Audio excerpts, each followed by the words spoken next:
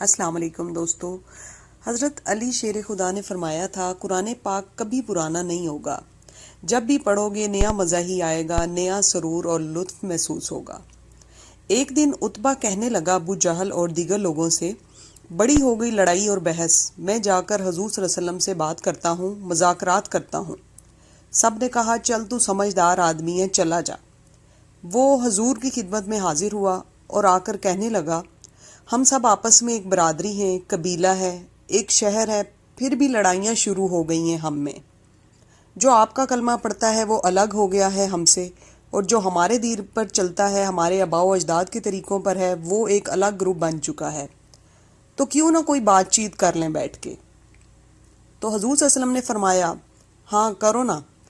تو عتبہ کہنے لگا کہ اگر آپ سرداری چاہتے ہیں تو ہم دیتے ہیں، اگر آپ مال و دولت چاہتے ہیں تو معاذ اللہ ہم وہ بھی دیتے ہیں آپ کو. جو آپ کہیں گے ہم کرنے کو تیار ہیں. کوئی بھی آپ کا مطالبہ ہے ہم پورا کرنے کو تیار ہیں، آپ بتا دیں ہم وہ کر لیتے ہیں.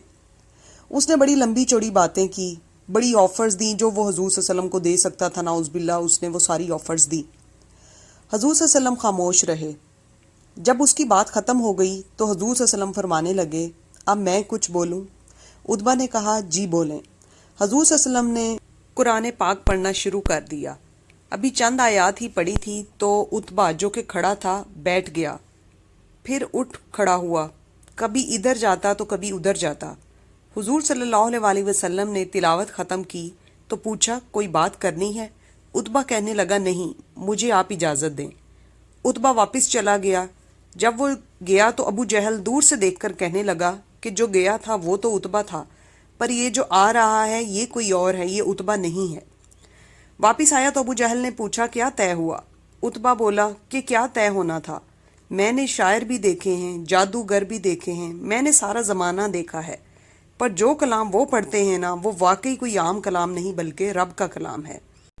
ماشاء اللہ، سبحان اللہ. تو خدا را قرآن پاک کو صرف سجا کر ہی نہ رکھیں بلکہ اس کو روز تلاوت کریں. اللہ پاک ہمیں توفیق دے کہ ہم اس کو اپنے روز کا معمول بنا لیں.